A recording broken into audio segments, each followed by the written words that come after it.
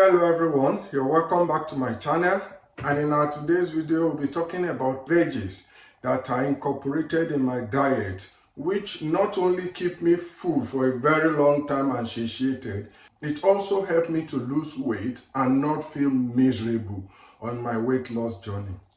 And number one on my list is spinach. How can I go without mentioning spinach? Spinach has helped me a lot. I eat spinach, and guess what? Not only that, it is very low in calories. For instance, 1,000 grams of spinach contain roughly 200 to 250 calories. So how can you go without incorporating spinach in your diet? Spinach is a low calorie dense food, and before you know, it keeps you full. It is unlikely for the vast majority of people watching this video to eat 1,000 grams of spinach without feeling satiated and full for a very long time. And number two on the list is mushroom. I eat a lot of mushroom, and just like spinach, 1,000 grams of mushroom also contain 200 to 220 calories. Now, I love mushroom. I incorporate mushroom in almost all my meals. Mushroom, just like spinach, is also very high in protein as well as fiber. And guess what? Both protein and fiber keep you full for a very long time. It keeps you satiated. You don't feel hungry. You don't feel miserable. And your body spends a lot of energy trying to break it down, because when you eat fiber, the fact that fiber is only being metabolized by the mitochondria, the bacteria living in your gut, it makes it even more difficult, because they abandon every other food and focus on the fiber, because that is what the gut, the microbiome feasts on. And because of that, when you eat a lot of veggies, it gives the microbiome the much needed energy and strength. And that is why when you eat a lot of veggies, you eat a lot of fiber, you see that naturally you start getting stronger. You start having a kind of stable energy. You don't feel miserable. You don't feel like a garbage while working out or while doing your daily chores. And while talking about soup with mushroom, how can I go without mentioning okra soup? Yes, I love okra as well. Of course, unlike spinach as well as mushroom, okra, which also known as bingeing in some other part of Asian countries, is a very good veggies to incorporate in your diet. Yes, when I'm cooking my okra soup, I make sure I add a lot of spinach, a lot of mushroom, and season it with spicy, salt and pepper and all that. And before you know, I feel full for a very long time. In fact, I eat majority of my soup as spinach, okra, and mushroom. And although okra is a little bit higher in calories, because 1,000 grams of okra is around 350 calories. But believe me, you can never go wrong, because it's going to keep you full for a very long time.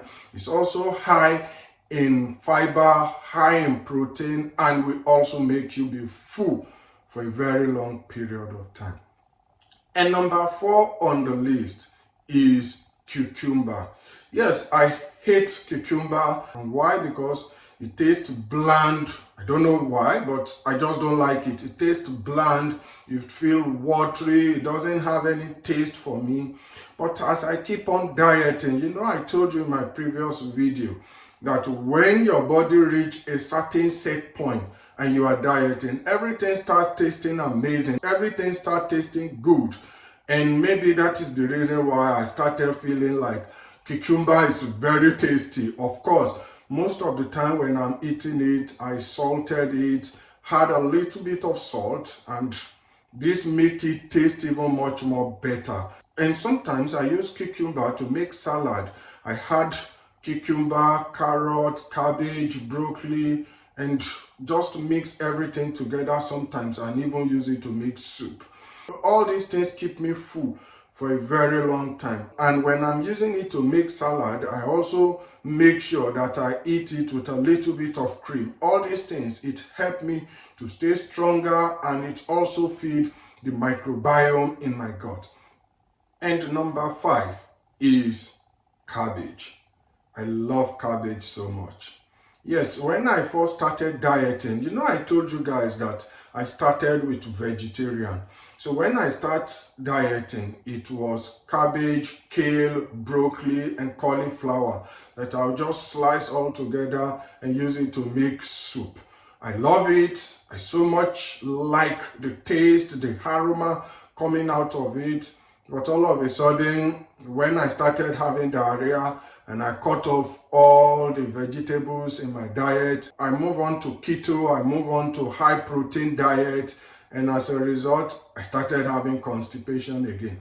Apart from cabbage is also low calorie dense food, it's also going to make you feel full and satiated for a very long time. So I love including cabbage in my diet. I love including cabbage in my salad. In fact, these days I realize that I hardly eat anything without cabbage, cucumber, as well as carrot in it. All these things make me feel full for a very long time. And yes, moving on to number 6 is cauliflower. I love cauliflower so much. Cauliflower is also low calorie dense veggies. It doesn't have a lot of calories. 1,000 grams of cauliflower is around 2 to 250 calories. So you can eat as much as possible. It's not going to make you consume too much calories per your total calorie intake. So I love cauliflower. Sometimes I shred it to make it look like a cauliflower rice. Sometimes I add it to my rice. Sometimes I use it to make soup. Sometimes I use the cauliflower to also make salad. So I cannot go without cauliflower in my diet. Almost every day I eat them. And guess what? Something I just want to chip in for you guys is that if you are a heavy eater, that is, you eat a lot of calories, you eat a lot of food, or you binge, it is very, very okay, very, very good for you to binge on veggies. Binge, eat as much as veggies as possible. You cannot go wrong with it.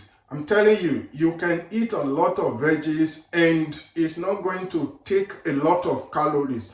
It doesn't mean that what I'm telling you should be the veggies that you are going to eat. Remember, I told you, these are my personal veggies that I love eating so much.